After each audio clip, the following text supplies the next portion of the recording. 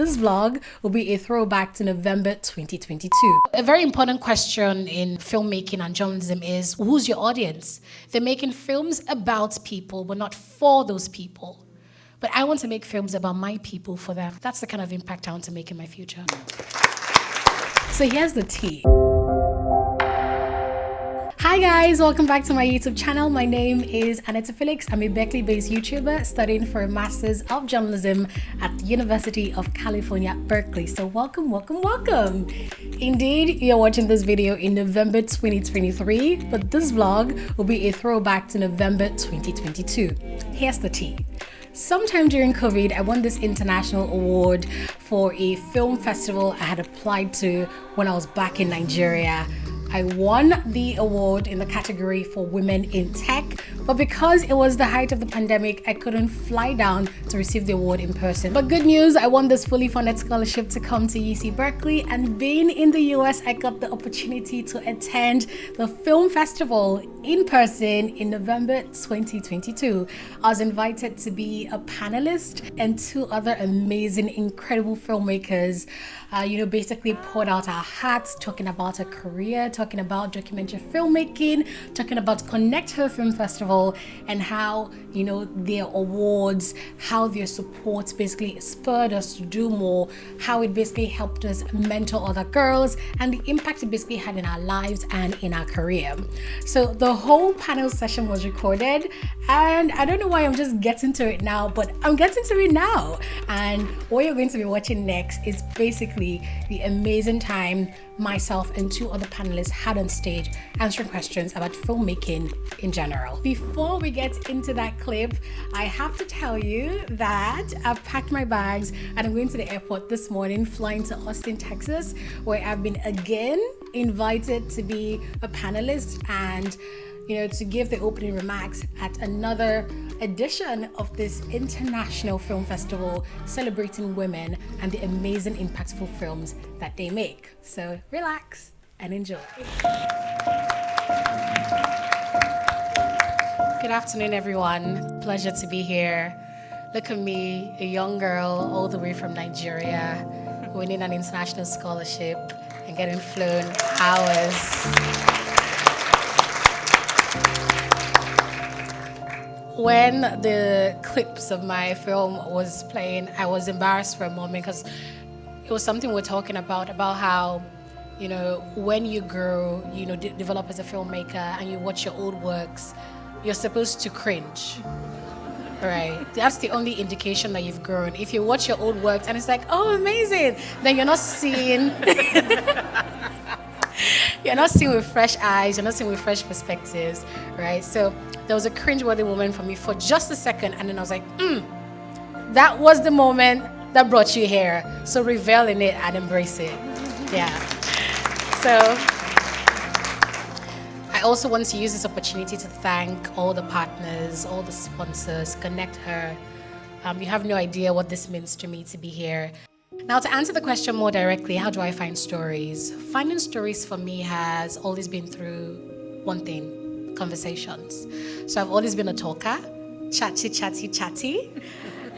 And through all that, you hear all the gist. And I find that people open up to me very easily, and you begin to hear things like, things they've never told anyone before, stories, experiences. And you think back and say, hold up, if this person is going through this thing, what's the possibility that there are 10,000 and more plus people that are going through that same experience? And you realize there's a story there.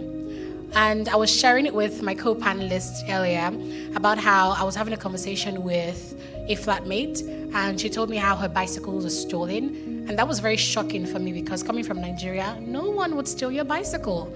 But apparently it's a thing in Berkeley and maybe the entire USA. No shade intended. So I just did some, data classes, research methods, and I said, okay, let me find out what the statistics are. And would you believe it? I filed a public records request with the state of California and the Berkeley Police Department, asking them for details of every bicycle that has been reported stolen or missing since January 2021 to 2022, and a record of how many the police have recovered and returned to the rightful owners, and they did respond with the list. So it was through conversation that I got that it would now be a potential lead for a story. So that's a simple answer for me, conversations. I get into an Uber and I'm chatting with the driver and asking him questions about the city and what he's seen. And I find and hear amazing, shocking things. And then you find out that when you keep searching, there are stories there. So filmmakers, don't be closed off. Engage with people, say hi, say hello, hear about people's experiences, and you maybe find a story there. Thank you. I can relate to the chatty thing. That always brings a lot of great stories. There isn't a cab driver anywhere in the world that I haven't had a wonderful conversation with. This festival means so much to so many of us, and including you guys and all the filmmakers that have sent films in, and the ones that have received, some sort of achievement of an award, or are just as important are the ones that made a film and it made them want to make another film. And I just want to hear from you guys, because it's so close to so many of our hearts, and so many people who are our sponsors that are incredibly generous every year. And I just want people to know that it exists. I tell everyone about it. And I just want to know maybe some anecdotes on how Connector as a festival has touched your lives. Connector is like, I don't even know where to start. I mean, I look at Lila and I don't even know her, because she's made this incredible organization that has literally, it's changed my life from the beginning. When I started and when I first started in film, I didn't have any direction. Like, I kind of knew this is what I liked and this is what I want to do, but there was no starting point. And I think that's very important for most of us. We know what we want, but we don't know what direction to go in. We don't know where to go, what platform, where do we start. And when I came across this organization and I stumbled upon their website, it gave me sort of purpose. When you value what you do more, when you're noticing there's so many people that are doing the same thing as you start believing in yourself. And I think that's really important. Most of the time we feel like we're not good enough or we don't deserve to be here, but this organization, this platform made me feel for the first time that, I'm doing something that has value to it. And I think more importantly, it gave me a community. Like, I meet these filmmakers, all of you here that are here today. It gave a community, and I was surrounded by people who were all working towards the same goal. We all sort of felt the same way. We were all making films around the same topics.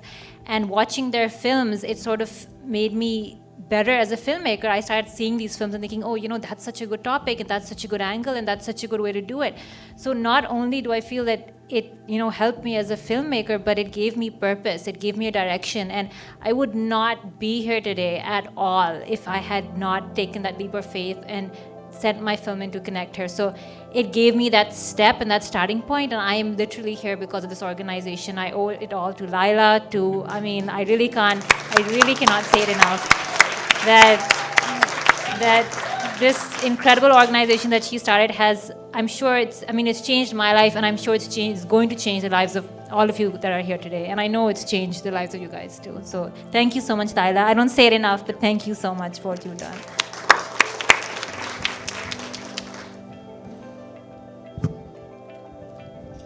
Expect lots of thank yous today, Lila. Thank you, Lila. Connect Her was the first international organization to recognize my work as a journalist. And that means a lot to me.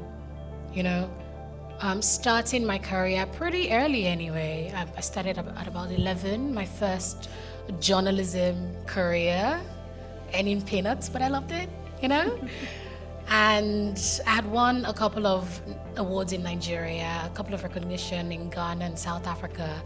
But just sending this casual piece to Connect Her, and they saw something. Oh my, what story. So it was a pandemic period, and we had to watch the award events virtually. And there was a particular movie I was rooting for. It's so funny that when I enter these things, I always find, and they're fine, there's always somebody I'm rooting for. It's just so weird, and it's never me, right? There was this person, I watched your film and I was rooting for her. When they said Aneta Felix, I screamed, jumped, pulled a cord, and literally broke my pinky. Yeah. Yeah. It's so weird. If I hit something and the leg snaps out, I just snap it and put it back in place. It's weird. Connect her. It's a sad story, but that's to show how much joy I was expressing, just jumping, and I'm like, mommy, come look at this. Oh, your leg snapped.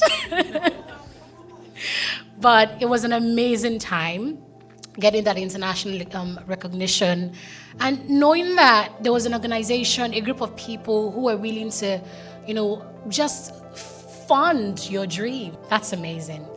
Also, I'm very passionate about teaching and education, and teaching other younger filmmakers about what I do and how to do it has been, something that's at the core of me and what I intend to do long term. It's just been something I had in mind. People will reach out to me on social media and ask me how to do what I do, and I'll send them text messages and DMs. But when Connect Her finally reached out saying that, they had a fellows program where they would give you grants to go teach young people how to be filmmakers, I was like, this is the push I've been looking for. They basically funded that, and I went back to my secondary school, Command Day Secondary School in Ikeja, Lagos, and the school put together a group of 15 girls. The boys were protesting anyway. 15 girls. And I was able to, it was an amazing period for me because it made me do more research. It made me learn more, because to give, you have to have, right? And I went ahead, pushed myself, learned more, took more courses. I didn't say, I had all the best experience and I went in blind. It challenged me to learn more. And I basically built a module, like 4 modules for the course. I, got a cinematographer friend of mine to partner with me on that. And we basically trained those girls, and they produced amazing work for the first time. So it wasn't just me Connect Her has had an impact on. It's the 15 other girls I trained. It's the school community. It's the other people, their friends and sisters that they would teach and show how to do mobile filmmaking. It's the countless lives they would impact through the films that they will go on to make. And the effects just keep on going. So thank you very much, Connect Her. You've impacted me in more ways than one.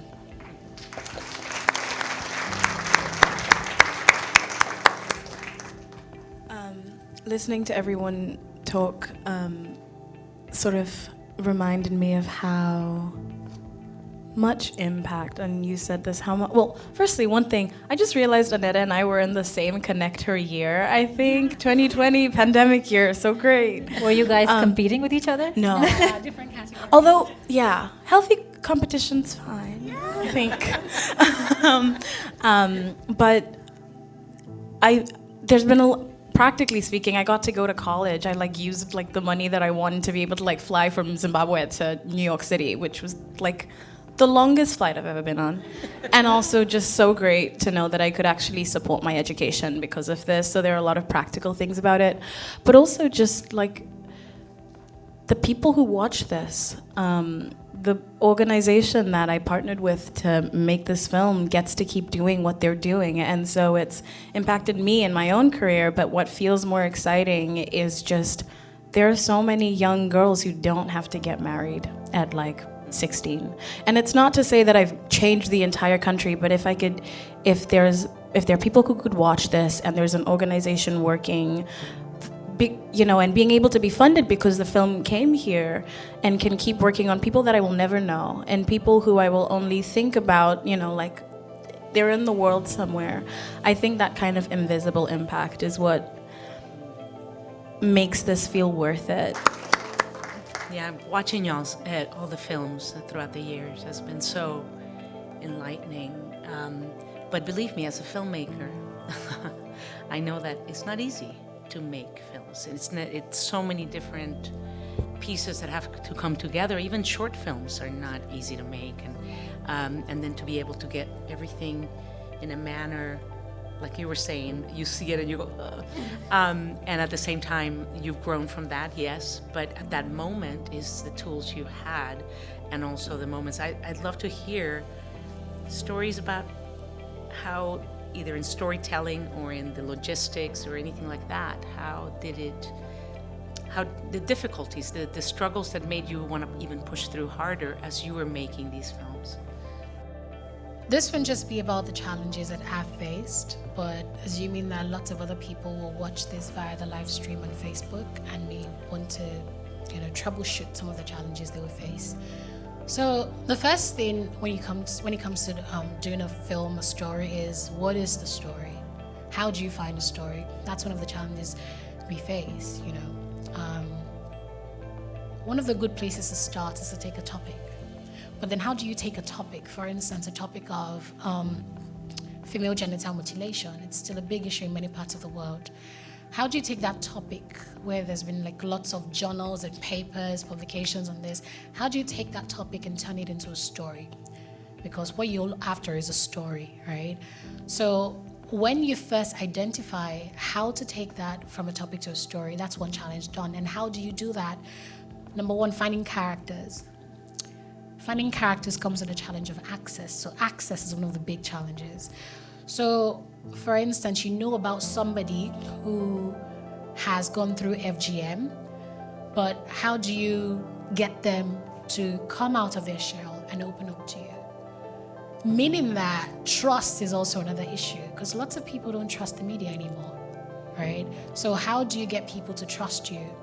How do you know the right people to talk to ask questions like which people have had this experience that I can bring aboard for them to share their story? So the challenge of finding a story, the challenge of access to a character, finding a character, all these are fundamental challenges that you have to tackle before you even bring out your camera. And also for people who are passionate about films, you really love documentary films, and you're just wondering, where do I start? Another challenge can be the technical skills. And the great thing is that nowadays, you don't need the biggest DSLR cameras and all the lenses to make a film. People shoot films on iPhones these days. And they say the best camera is the one in your pocket. So pull out your phone and get to filming, right? You can learn 1,000,001 things on YouTube. It's called the University of YouTube. I'm learning a lot from YouTube. Yeah, just type it in there. How to shoot with a camera, how to do iPhone photography, mobile filmmaking. So picking up the technical skills, searching for information online, asking people, learning by watching films. I mean, you can learn. Lots of people say, oh, it's hard to find mentors. People are inaccessible. People are busy. You can actually learn from people without ever speaking to them, by watching their films and adopting their techniques and styles. That's how you learn and grow. So those are some of the challenges. I'm targeting my answers specifically to people who are looking to break into film, and I hope that helps. It's always so difficult coming up after Aneta, because she just really does it all. But yeah, as a young woman, one of the challenges was just so you're shooting this film, okay. And you wrote it too, okay, yeah. And you're editing, And you want to, And all of that, and then just being able to say yes to myself was really important to just start it. So, yeah. So just to add to what you've just said, this is very valid. So one of the biggest challenges we all face, whether we're in film or whatever field, is the internal work, the validation that, yes, you are, right? So we all battle imposter syndrome. I mean, we're both chatting this morning. We're like, oh, are we really here though? We were questioning ourselves just a few hours ago. So we're like, who are you to be here? So we all have that internal conflict. But you need to understand that you can be that girl, right? And when you're doing it, you need to own that power. I mean, I recently got into photography, and I was taking pictures, and someone asked, you're a photographer? I paused for a minute because I had never used that word to identify myself, ever. I'd never thought of it. I paused, I was like, oh yeah, after a minute. Then I went back home and I really thought deeply about it. I'm like, what is the definition of a photographer? I went on Google. I did it as a joke. Google, what is a photographer? A photographer is someone who takes pictures, and I was taking pictures. So we need to be able to own it. Like, you're making films. You are a filmmaker. Don't let anyone try to talk you down. And the most important thing is the internal work. Own it. You're doing it, and you will do more. So you're right. Yeah, just say yes, and you can figure it out. You can learn. You can go in there. There's so many teaching tools and so many other people that will hold your hand through it and do that for each other. So to all of you filmmakers out there watching us on Facebook, know that. It's lonely when you're making films about women alone and being like, I want to be your friend, and how can you teach me, or how can I learn from you?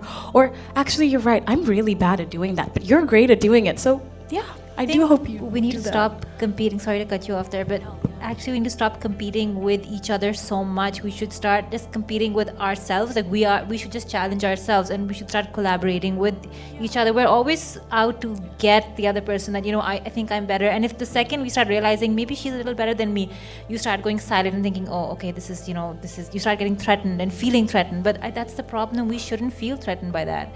If you want to, challenge, if you want, just compete with yourself is what I think is the main goal over here. Stop feeling that everyone is your competition and you have to prove them wrong. It's fine. People are better than you out there. If anything, learn from them. Even if you feel that, okay, maybe you don't like them, or it doesn't matter if you don't need to like everyone, is what I'm saying, but always pick up the skill that you admire. Someone you might not like might have a skill that is admirable. Take it. It doesn't matter. Don't feel like you have to compete with everyone or run the other person down. That's not how it is, and that shouldn't be how it is for any of us. Okay, so tell me about the future for each one of you guys. What is your desire for the future for your filmmaking, or plans you have, or what is the next thing you're working on? Maybe we start with Kapiwa. We start at the end. Oh no, I'm after Neta now. Don't do this to me. Yeah. Why? How can it not just be about my future, but a future where people can come together and look at a more equitable and loving world? That's genuinely all I think about. How can we love each other? So something about loving each other and somehow getting people to keep doing that work. So behind the scenes, I think I like the behind the scenes part of it. What she's trying to say is she wants to be a Connect Her sponsor. That's what I was thinking. It's literally the same thing. That's what this platform is, by the way. It's exactly what you just explained. No, I'm good. All right. Let me see what you have, and I'll call. So, No pressure. yeah. I was in class the other day, and we're talking about what we plan to do out of college. And this is me being very honest. I always am. So I said, out of college, right out of grad school, I don't really know exactly what I want to do, but I see my future long term very clearly. Isn't that weird? Right? Long term, I know I want to do documentary films. Like, I want to dedicate my life to doing documentary films. And there's this issue, especially coming from Nigeria, where we see that people coming from other countries to Africa, and they tell stories about the people. They bring in all the funding, all the gear, all their people, and they do that, and they take those stories out of the continent. And the people who they talked about, who they made the film about, never get to see the movie, never get to see the film. So a very important question in filmmaking and journalism is who's your audience? They're making films about people, but not for those people. But I want to make films about my people, for them.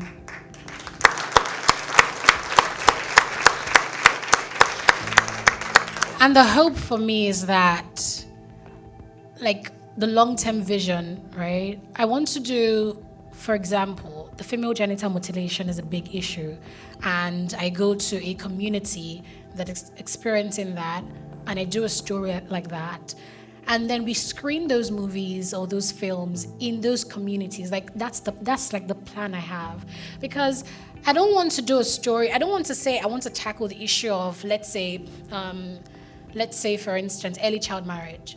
And I do an early child marriage story, and it premieres at all the film festivals, and it wins awards and things like that. And nothing happens back in the community that I did the story about.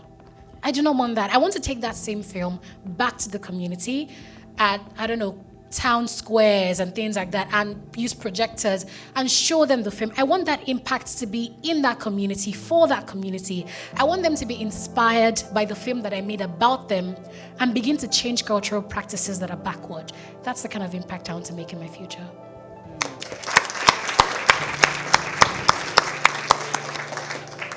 Okay, guys, let's do this. Following after her is not going to be easy. But as far as the future is concerned, keep making documentaries and pushing it forward to the point that you can actually get policy change and changes in legislation. It's not that it's these small steps. If it can be through film, or it can be through, whatever medium that we are given, that we choose, if we can make that effect through it or make that change through it, then why not? So that's sort of this step that I want to take, and I see myself continuing, in making films, but making films on giving sort of like a global platform to people who are not only achieving but also, suffering in silence, and giving them that platform that they can talk about those issues and pushing, solutions forward with those issues so that we can have some sort of result from it. It just doesn't end there, like she said, like we just don't have an issue and stop there. We can push for, solutions to it and kind of see where that kind of ends up. But that's sort of a more holistic approach to the idea of documentary and filmmaking, I think. So, thank you. Thanks so much. This is really special. And Lila suggested something that was kind of fun. Turn it around. She said that I should suggest if you guys had any questions for me. 100%.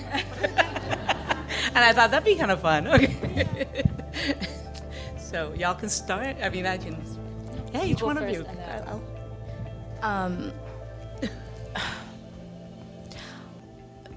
The last question that you asked us, which was like the future for us as filmmakers, I'm wondering what the future for film looks like for you. So what do you think maybe the film industry might need that young filmmakers might like be interested in knowing, or like that we could like work towards, just from your experience in it? To me, the future of filmmaking is still storytelling, in which manner it keeps evolving. And I love now the fact that we can have these limited series, that so many stories, you can't tell a story in 2 hours, and you can't sit, people don't sit through a 3-hour film, so it's very difficult for people to do that. I'm one of those people, but most people don't. So I love the different short, formats, and so to me that's the future, is how figuring out what your story is and how to tell it. I find empowering to see a combination of so for example Tower, how they told the story of what happened at UT through not only animation but also as documentary footage. It was a combination of things. So I love Apollo 10.5. Just how do you, now we have many different ways to tell that film. One of the amazing, again, Ava DuVernay, if you guys have not seen the documentary 13th, you should see how she handled the subject, and the graphics is so powerful. It was really beautifully done, and so I'm excited about that. And I am a believer in that we are made. I mean, we have been telling stories since the beginning of time to each other, and it's just a matter of getting them out there. How can a young filmmaker pitch successfully to organizations like Connect Her? What are the ingredients for a successful pitch? Thanks. Well, I think that the first thing is to be pretty clear about what your story, to do a pitch. I think it's really important to hone down on what it might be. If it's documentary, usually it shifts around. Documentaries tend to be done backwards than films. Most of the time, you start out with a lot of footage, and then you write a script. That happens a lot, especially if it's a vast subject matter, and you don't know what you're going to find out. If it's a story, more of a news story kind of, or something that's evolving. And I think that. Be clear on the purpose and what and find out who you should pitch it to. I mean, that's a really important. Who's looking for a certain kind of thing? But a young filmmaker, I think the best thing to do is just take it upon yourself. Filmmakers make films, writers write. Don't think you need the fancy camera. Don't think. By the way, Quentin Tarantino, I tell people to this day, writes his scripts on a just a legal pad with a pen. And somebody transcribes it for him after he's done. And so writers write, filmmakers make films, photographers take pictures, and just believe that in yourself. If you love that, if you're passionate about that. So I think that understanding, I tell young people about Connect Her, and tell them about this website. Look at the different the different types of things they're looking for, and go whatever speaks to you, and go forth and make it. It's a 3 to 6 minute film. Start practicing those things. Start practicing to get it better and to do it better. So go out there and make them. There's an incredible website, really well done for the film and film festival to understand the parameters and how to go about doing it. And a lot of people have the ability to get a hold of a camera. So even, back in the day when there were no cameras, Robert Rodriguez borrowed a camera from a neighbor, and that's how he got one of his first little short films that I saw when we first met, and I knew that he was a filmmaker because he'd been doing them over and over. And learn how to edit. All of you out there, edit. Be an editor too, because then you're not at the mercy of somebody else. I encourage every filmmaker out there to learn. The tools are getting easier to use, and you know what you want. So many times it's so hard to tell somebody because then it's their own bias in their head. Women out there, learn how to edit your films.